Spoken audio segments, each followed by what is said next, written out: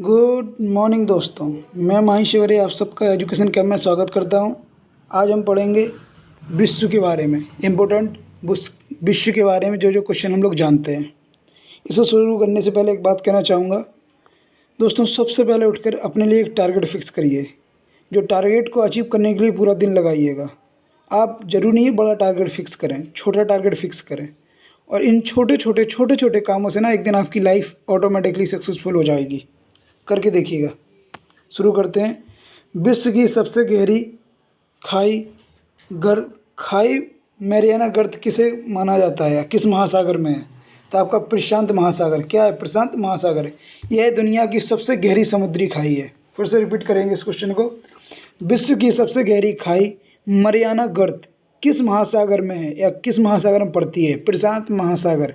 अगर इसकी गहराई पूछें तो 11,034 मीटर गहराई है। यह दुनिया की सबसे गहरी समुद्री खाई है। नेक्स्ट क्वेश्चन पढ़ेंगे। यूरोप महाद्वीप की सबसे लंबी नदी कौन सी है? यूरोप महाद्वीप की सबसे लंबी नदी कौन सी है? वोल्गा नदी। इसकी भी लंबाई है 3,531। अगर पूछ लिया जाता है कि नदी कहाँ पड़ती है तो ये नदी रूस में पड़ती है। कहाँ पड़ती है दोस्तों? रूस में। नेक्स्ट क्वेश्चन पढ़ेंगे हम। भारत में सबसे ज़्यादा किस प्रकार की मिट्टी पाई जाती है? जलोढ़ मिट्टी। भारत में सबसे ज़्यादा जलोढ़ मिट्टी पाई जाती है। जलोढ़ मिट्टी या काली मिट्टी। भारत में सबसे ज़्यादा जलोढ़ मिट्टी पाई जाती है। नेक्स्ट क्वेश्चन है।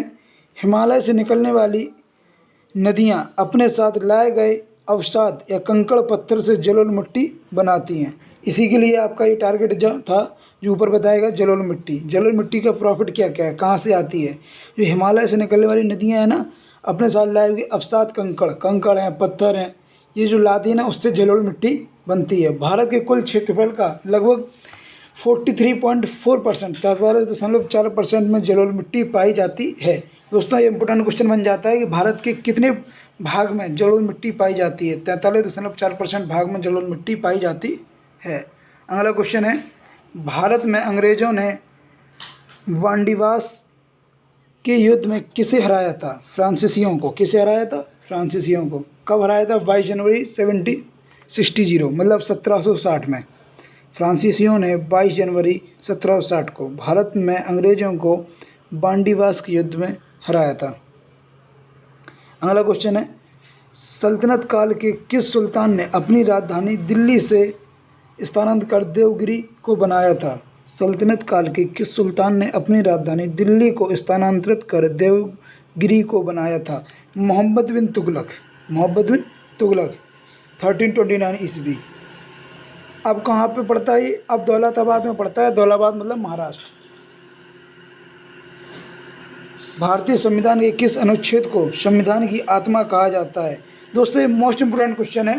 मोस्ट लगा लीजिए, इस पर डबल मोस्ट लगा लीजिए। मैं डबल एम कहूँगा क्योंकि ज़्यादातर एग्जाम में यही पूछा जाता है। भारतीय संविधान के किस अनुच्छेद को संविधान की आत्मा कहा जाता है? भीमराव अंबेडकर जी ने अनुच्छेद 32 को, आर्टिकल 32 को संविधान की आत्मा कहा है। भीमराव अंबेडकर, इनका पूरा नाम है भीमराव रामजी अंबेडकर, ने आर्टिकल 32 को संविधान की आत्मा कहा है। नेक्स्ट क्वेश्चन है। 8 डिग्री चैनल किसके बीच अवस्थित है या बनता है? मालदीव और मिनिकॉय। मालदीव और मिनिकॉय। मुगल काल के किस चित्रकार को पूर्व का राफेल कहा जाता है? बेहजोत को। किसको कहा जाता है? बेहजोत को। अगला क्वेश्चन है। यहाँ पे एक लाइन और एक पॉइंट क्लियर कर दूंगा। बेहजाद बाबर के समय का महत्वपूर्ण चित्रकार था। कौन था? बेहजाद बाबर के समय का महत्वपूर्ण चित्रकार था। अगला है। ऋग्वेद का हिंदी में अनुवाद किसने किया? स्वामी दयानंद सरस्वती। इनका पूरा नाम है स्वामी दयानंद सरस्वती। इन्होंने ही एक नारा दिया है। दोस्तों, यहाँ पे एक पॉइंट नोट कर लीजिए, क्वेश्चन आ जाता है। ऋग्वेद वेदों की तरफ लौटो, स्वामी दयानंद सरस्वती। इन्होंने एक नारा निकाला है, वेदों की तरफ लौटो, स्वामी दयानंद सरस्वती। अगला क्वेश्चन है। भारतीय स्वशासन समिति का स्थापना किस वर्ष हुई? 1905। किस वर्ष हुई? 1905। अगला क्वेश्चन है। दक्षिणी ध्रुव की खोज किसने की? एम्डसेन ने। एम्डसेन ने। अगर इसको पढ़ना चाहें एम्बर्ड सेन भी पढ़ सकते हैं। एम्बर्ड सेन भी पढ़ सकते हैं। नेक्स्ट क्वेश्चन है। उर्दू भाषा किस लिपि में लिखी जाती है? उर्दू भाषा किस लिपि में जाती है? खरोष्टी लिपि। खरोष्टी लिपि दोस्तों कई लोग नहीं जानते हैं, तो इसे हम कह देते हैं फ़ारसी। कौन सी कह देते हैं दोस्तों? फ़ारसी। फ़ारसी लिपि में लिखी जाती है। उर्दू की कौन सी लिपि है? फ़ारसी। नेक्स्ट, आर्टिकल A320 ईयर बसों को भारत ने किस देश से ख़रीदा है? जो ये बसें हैं इसको भारत ने किससे ख़रीदा है? फ्रांस से। कहाँ से ख़रीदा है? फ्रांस से। नेक्स्ट क्वेश्चन है, इंजन की चाल मापने के लिए किस यंत्र का प्रयोग किया जाता है? टैकोमीटर। टैकोमीटर से हम इंजन की चाल मापते हैं।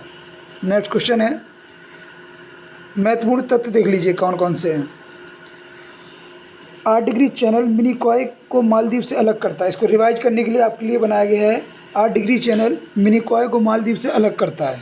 9 डिग्री चैनल मिनिकॉय को लक्षद्वीप से अलग करता है। 10 डिग्री चैनल अंडमान और निकोबार को अलग करता है।